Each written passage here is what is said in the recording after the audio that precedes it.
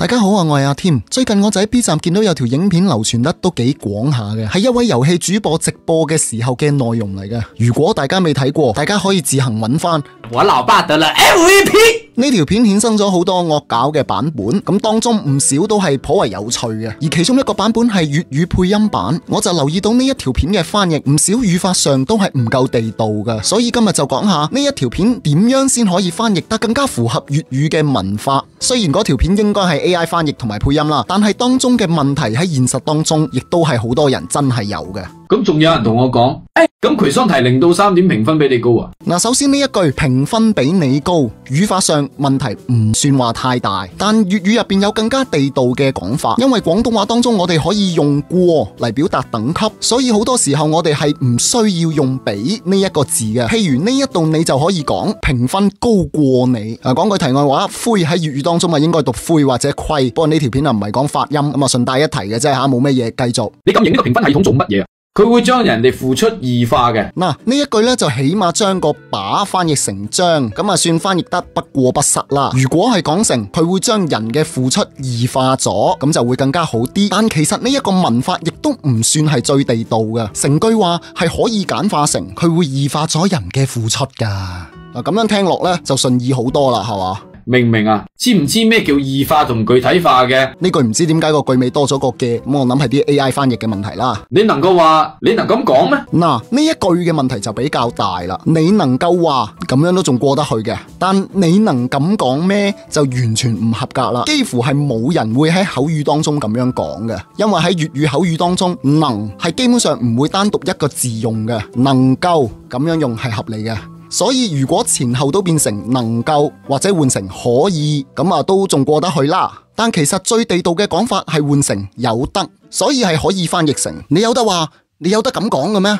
通過以上短短幾句說話，大家已經見到個問題所在，就係而家好多人嘅廣東話只能夠喺本身嗰句話嘅語法結構上將用字變成粵語，而冇辦法用廣東話嘅方式去重組句子。我哋繼續睇埋落去啦。我同你打個比喻啦，你屋企有譬如話4個人或者6個人，係咪？你阿媽每日煮飯，你老豆每日出外搵錢，然後到月底結算。哎呀，我老豆攞咗 MVP。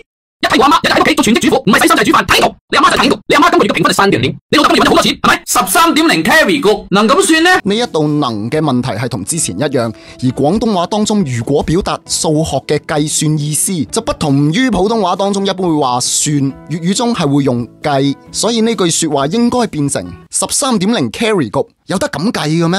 仆街啊你！你話俾我聽媽名邊個啊？我丟你個臭閪！呢一句說話嘅原文係媽你個逼嘅真係。呢一個翻譯理論上問題不大，畢竟粗口翻譯能夠表達到同樣嘅憤怒情緒就已經可以噶啦。但如果係我會稍嫌個屌字有啲多咗啊。而廣東人憤怒嘅時候，個人係覺得會講老母個氣勢係強啲嘅，因此如果係我嘅話，我會話你老母臭閪。咁當然啦，呢度個翻譯冇問題嘅，純粹個人喜好嘅問題嘅啫。真係黐線㗎！你咁講嘢評分做咩啫？你應該睇做乜嘢咩？你阿媽有冇將衫洗乾淨？你阿媽有冇少煮一台好餸？呢兩句語法問題就比較大啦。嗱，呢一句就正正係一個直接生硬翻譯而冇按照粵語語法重組句子嘅好例子。呢兩句應該咁講：你老母有冇洗乾淨晒啲衫啊？你老母有冇煮少碟餸俾你啊？你老母做一個評分冚家鏟，成日掛住呢個評分做咩啫？唔係成個集體咩？你出盡力咪得咯？我就邊所謂軟件啊，明唔明啊？日日喺嗰度等住，俾人佢媽打標籤。呢一句係完全翻譯錯誤啊，因為意思已經同原文係截然不同，甚至呢一句說話根本係病句。我係會翻譯成喺度標籤人，而之所以冇加入原文類似嘅粗口，係因為呢一句說話無論喺邊個位塞句粗口入去，都會有少少為講而講嘅感覺啊，咁樣就失去咗粗口好重要嘅流暢性。如果你覺得呢度一定要加嘅，咁你勉勉強強係可以講成喺度佢老味標籤人，又或者喺度標撚籤人、標閪籤人、標鳩籤人，又或者喺撚度標籤人。但係聽落去真係麻麻地嘅，我個人實在係唔推薦以上嘅翻譯嘅。評分就係俾咗對面羞辱你嘅機會。呢一句說話，一個大問題，一個小問題。大問題係普通話嘅不就是，你係冇得翻譯成唔就係。呢一句說話正確嘅講法應該係咪就係。而個小問題係俾咗對面羞辱你嘅機會。呢一句說話，呢句說話問題不大，但如果你係想更加地道，咁你係可以重組個句子嘅順序嘅。成句說話我就會講成評分咪就係俾機會對面羞辱你咯。67啊你！最後呢度唔知點解彈出一句67啊你，即係令人有啲摸不着頭腦啊。第一，原文係冇類似嘅說話，第二，呢一句說話本身亦都係莫名其妙噶。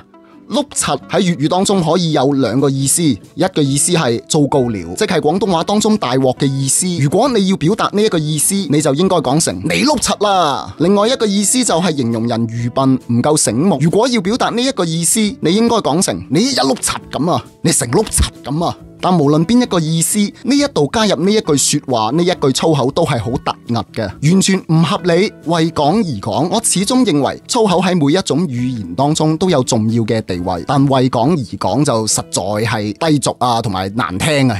大家都知道近年喺廣東範圍內能夠講流利廣東話嘅人群真係越來越少，尤其是喺年青人當中啊。而即使部分佢哋能夠講到流利嘅粵語嘅人群當中咧，佢哋嘅廣府話嘅文法或者語法上越嚟越多係受到其他語言嘅影響啊，就變到好似同上述嘅影片一樣唔夠地道啊。再舉多一個簡單嘅例子，如果叫人先行用餐，地道嘅語法應該係你去食飯先，但而家好多人都會講成你先去食飯。呢個同用詞嘅地域性或者發音冇關嘅，純粹係本身個語法嘅問題。當然就唔淨係受普通話嘅影響，有啲粵語表達亦都受到英文嘅影響啦，導致好多表達越來越唔地道啊。咁喺呢度就不一一舉例啦。而因為文法上嘅差異造成嘅後果，除咗唔夠地道之外，亦都會導致意思上可能係會有啲歧義。譬如啱啱嗰個例子，你去食飯先同你先去食飯，可能大家覺得意思上冇咩分別啊喂。但如果改成食屎，咁你去食屎先同你先去食屎就有啲唔同啦。前者係主動攻擊叫人去食屎。喂，點啊？以後出街隨街屙尿都掂嘅。你話我周潤發照嘅，跟住而家翻屋企吔屎先啊。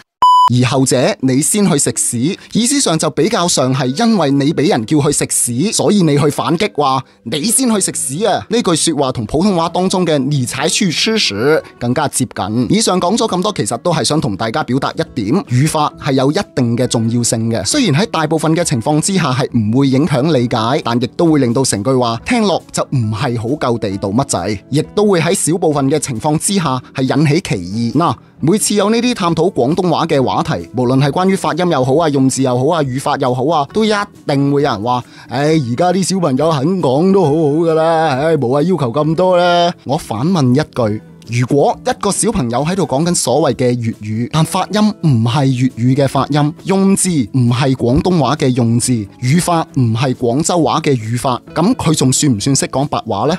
屌南亞終於塞得晒咁多個廣府話嘅稱呼啊！我係阿添，我哋下次再見，拜個拜。